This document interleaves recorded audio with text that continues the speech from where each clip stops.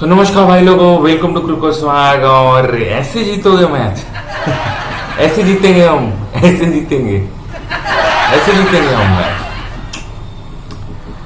तो कहने को दिल तो नहीं कर रहा, फिर भी welcome to cricket swag. Video को लाइक करें, चैनल को सब्सक्राइब करें। और हम कहाँ हारे, इसका सबसे बड़ा एग्जाम्पल है ये तस्वीरें। ये जो यशस्वी जायसवाल ने छोड़े 4 कैचेस दूसरे दिन ओली पोप और डकेट और पता नहीं किन किन के कैच छोड़े, हैरी ब्रुक है ना। तो इन तीनों के कैच छोड़े गए, तो इन लोगों ने 100 मार दिए। तो बेन डकेट पहले इनिंग्स में तो छोड़ो 62 पर जान छोड़ दिया। यहाँ पर 98 रन पर था, फिर से अब दूसरे दिन छोड़े, तीसरे दिन 1-2 दिन छोड़ा, 3 दिन छोड़ा। जब मैच के वाइटल मोमेंट्स पर है, मतलब मैच लटका हुआ है आपके सर पर, तलवार लटक रही है, हारने का खतरा, क्योंकि ऑपोजिट टीम तेजी से रन बना रही है, वैसे सिचुएशन में आप कैचेस कैसे छोड़ सकते हो? कितना मतलब खराब फील्डिंग है ये, और कितनी साधारण, कितनी ऑर्डिनरी फील्डिंग है। यहाँ पर हम बैट्समैन को दोष नहीं दे सकते, तो बैट्समैन ने तो अपना काम किया भाई। 400 के करीब, 450 के करीब रन आपको दिए। बॉलर कह सकते हैं थोड़ा सा वन डायमेंशनल बॉलिंग था, और प्रसिद्ध कृष्णा 6.5 की रन रेट से बहुत बेहद खराब इकोनॉमी रेट से रन लुटा रहे थे, लेकिन बाद में उन्होंने भी विकेट लेकर दिए। जसप्रीत बुमराह सेकेंड इनिंग्स में कैसे विकेट नहीं ले पाए, ये एक गुत्थी है। लेकिन मुझे लगता है कि उनको ओवर एक्सपोज कर दिया गया, ओवर यूज्ड हो गए हो, इस वजह से उनको भी थोड़ा सा आराम की जरूरत है। और अभी जो चेंजेस होने चाहिए, अब महेंद्र सिंह धोनी ने क्या किया था, महेंद्र सिंह धोनी की याद मुझे आई, सबकी थोड़ी थोड़ी याद आई मुझे, आपको आई कि नहीं आप बता सकते हो। तो महेंद्र सिंह धोनी जो पोर फील्डिंग की वजह से हमको याद आ रहा है 2008 का सीबी सीरीज था, कॉमनवेल्थ बैंक सीरीज ऑस्ट्रेलिया में, उन्होंने वीवी लक्ष्मण को बाहर कर दिया था, और भी कुछ ऐसे सीनियर्स थे। जब उनसे कारण पूछा गया तो उन्होंने बोला कि एक अच्छा बैट्समैन किसी मैच में आपके लिए रन बनाएगा, किसी मैच में नहीं बनाएगा। अच्छा बॉलर किसी मैच में आपके लिए विकेट लेगा, किसी मैच में नहीं लेगा। लेकिन एक अच्छा फील्डर जो है वो आपके लिए हर मैच में रन बचा कर देगा, और ये लिख के ले लो। तो इस वजह से उन्होंने बोला कि अगर आप मुझे मेरी टीम नहीं दे सकते तो आप मुझे कप्तान भी नहीं चाहिए, I can't be A puppet. तो हमने कई बार देखा कि इनिशियली रविंद्र जडेजा बहुत सारे मैच मतलब नहीं चले, बहुत सारे मैचेस में रविंद्र जडेजा फ्लॉप हुए, बहुत सारे मैचेस में 2009 के आसपास, 8-9 के आसपास, 10 के आसपास। लेकिन धीरे धीरे वो चलना चालू हुए 2012-13 के आसपास। उसके बाद उन्होंने चालू किया, लेकिन पहले की 3-4 साल उन्होंने भी गुड़ गोबर किया रविंद्र जडेजा।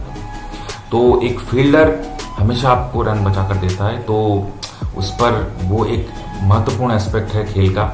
तो ऐसी ऑर्डिनरी, इतनी साधारण फील्डिंग करके आप मैच जीतने की तवक्को करना लगभग मतलब बेईमानी है। तो चलिए, तो सबसे पहले 5वें दिन क्या किया हुआ उसके ऊपर हम बात करते हैं। दिन की शुरुआत हुई 21 रन पर, जब खेल था। जैक क्रॉली 12 रन पर थे, बेन डकेट 9 रन पर थे, लेकिन तेजी से उन्होंने रन बनाना चालू किया, और बॉलर तो बिल्कुल बेअसर दिख रहे थे, और स्पिन को लाने में थोड़ा सा देरी कर दी मेरे ख्याल से। लेकिन कैचेस ऋषभ पंत ने भी छोड़े, मतलब कैच सामने आ रहा है, ग्लव्स पर लग रहा है। बेन स्टोक्स के तो 2-3 कैचेस छोड़ दिए, वो 9 रन 12 रन पर था। सामने गिर रहा है, सामने कैचेस गिर रहे हैं, सामने एकदम शॉर्ट लेग भी दौड़ कर नहीं आ रहा है, कीपर भी नहीं आ रहा है। यार कोशिश तो कर लो, कम्युनिकेशन तो करो। कमेंट्री में भी चल रही थी कि कम्युनिकेशन हो सकता है, आपके सामने गिर रहा है, ठीक है, हेलमेट पहन रहे हो। ऋषभ पंत को भी चाहिए था कि अरे भाई ठीक है, बाउंस हो रहा है बहुत ज्यादा, टोपी पहन सकते थे हेलमेट हटाकर, क्योंकि जरूरत थी उस वक्त ये सब चीजें करने की, कुछ अलग करने की, है ना। तो वो कैचेस अगर पकड़े लिए जाते तो क्या पता और खाते में 50-60 रन और जोड़ते। 98 रन पर, जैसे मैंने पहले ही बोला, मोहम्मद सिराज का ये शॉर्ट बॉल पर पुल मारा बेन डकेट ने स्क्वायर लेग पर, यशस्वी जायसवाल ने वो वाला कैच छोड़ दिया। तो वो कैचेस छोड़ के उसने फिर 51-52 रन जोड़ दिए, अपना शतक किया, लगभग 150 रन मारते 149 रन पर आउट हुआ। तो वैसे कैचेस अगर आप छोड़ोगे तो फिर आप बेईमानी ही है, फिर तो मतलब मजाक कर रहे हो आप जीतने की, अगर आप उम्मीद कर रहे हो।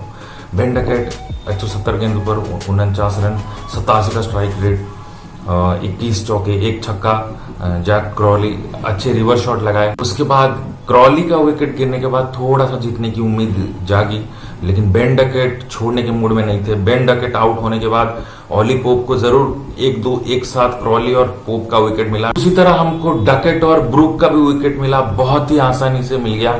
लेकिन उसके बाद इंग्लैंड टीम ने कोई चांस नहीं लिया और कोई चांस दिया भी नहीं। लेकिन जैसे मैंने बोला कि जडेजा, ऐसा लग रहा था कि जडेजा जरूर विकेट लेंगे 5वें दिन, और उन्होंने कोशिश भी की थी। जैसे मैंने बोला कि ग्लव्स के ऊपर लगकर सीधे स्केल की तरह गई थी, वो कैचेस लिए जा सकते थे, पकड़े जा सकते थे, लेकिन बहुत ही कमजोर रणनीति, बहुत ही कमजोर फील्डिंग बोला जाएगा। साई सुदर्शन भी जा सकते थे। ऋषभ पंत के सामने कैचेस आ रहा है, वो इतना समय था कि वो पलट कर आकर सामने भी कैचेस ले सकते हैं, लेकिन किसी ने भी कोशिश नहीं की। मतलब बहुत ही हाफ हार्टेड एफर्ट था। और उसके बाद की रन लीक होते रहे, रन जाते रहे, और जो रूट ने अंततः अपना अर्धशतक पूरा किया। 53 रन बनाए 84 गेंदों पर 6 चौके, और जेमी स्मिथ ने उनका साथ बखूबी निभाया 55 गेंदों पर 44 रन। उनका भी फील्डिंग था। फील्डर गिर रहे हैं, फील्डर के नीचे बॉल पास कर रहा है, अरे भाई एंड में भी है ना, तब तक खत्म हो चुका था। लेकिन अप्रोच बहुत ही खतरनाक था और बहुत ही खराब था। और एक बहुत ही महत्वपूर्ण बात मैं बोलूंगा, ऐसे हाल में महेंद्र सिंह धोनी की बात की, विराट कोहली, रोहित शर्मा को हम बोलते हैं कि गालियां देते हैं, क्यों गालियां देते हैं, लेकिन ऐसे अगर फील्डिंग करोगे तो बिना गाली के ये तो नहीं सुधरने वाले। जो गार्डन वाली बात कही थी रोहित शर्मा ने, है ना, जो भी गार्डन में घूमेगा, गार्डन में घूमने जाएगा, उसकी dash dash dash dash dash अब तो। लेकिन आपको कैसे आप इन लोगों को ठीक करोगे बिना गाली दिए कि ऐसे तो कितनी दिल खोल के कैचेस छोड़ रहे हैं, कुछ मतलब ध्यान ही नहीं है, कुछ मतलब फर्क ही नहीं पड़ता, वैसे कैचेस छोड़ रहे हैं। तो बिना गाली दिए तो इन लोगों को ऐसे नहीं सुधारा जा सकता। और महत्वपूर्ण बात, जैसे मैंने बोला कि वन डायमेंशनल बॉलिंग लग रही थी, कुछ वैरायटी नहीं था, एक ही तरीके से हो रही थी। तो अर्शदीप सिंह का नेक्स्ट मैच में आना बहुत जरूरी है।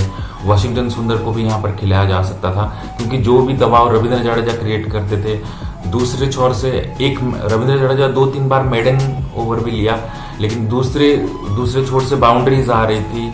बाउंड्रीज के साथ साथ कुछ दबाव क्रिएट करने में शार्दुल ठाकुर, प्रसिद्ध कृष्णा बिल्कुल नाकाम रहे, और एंड में तो जसप्रीत बुमराह भी बेअसर दिखने लगे। तो अब इसमें किसको दोष दें, और गेम प्लान में बदलाव होना बहुत जरूरी है। और जसप्रीत बुमराह को तो उन्होंने बॉलिंग पर नजर डाले, तो जसप्रीत बुमराह को इस बार उन्होंने संजीदगी से खेल लिया।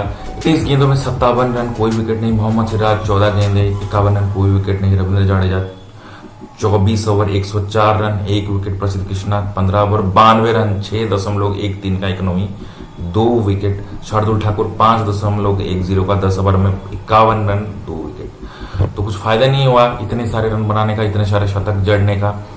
तो फिर हिस्टोरिकल डिफीट थी ये, और इतने सारे रन बना के अभी तक कोई भी टीम मैच नहीं हारी। और बॉलिंग में फॉल्ट है, फील्डिंग में तो सबसे ज्यादा फॉल्ट है। इन सबको ठीक करना बहुत जरूरी है। और अगले मैचेस में अगर यशस्वी ड्रॉप भी किए जाते हैं तो इसमें कोई खामी नहीं। जैसे मैंने महेंद्र सिंह धोनी का एग्जांपल दिया, आप शतक बना रहे हो, लेकिन आप वो फिर जो कैचेस छोड़ रहे हो उसके वजह से अगर आप 250, 300 रन बनवा रहे हो, तो उस शतक का भी कोई फायदा नहीं। आप शतक बनाओ या फिर 150 बनाओ, अगर आप कैचेस छोड़ रहे हो जिसकी वजह से 250-300 रन बना रहे हैं, जिसकी वजह से ऑपोजिट टीम आप पर भारी हो रही है, तो उस शतक का भी मतलब कौड़ी का भाव है उसका। तो यही था मेरी एनालिसिस। तो आपको क्या लगता है कमेंट की सूरत में बता सकते हैं। और वीडियो को लाइक करें, चैनल को सब्सक्राइब करें, भारतीय भाई को सपोर्ट करते रहें। और वीडियो देखने के लिए आपका बहुत बहुत शुक्रिया, धन्यवाद, गुड आफ्टरनून, बाय बाय।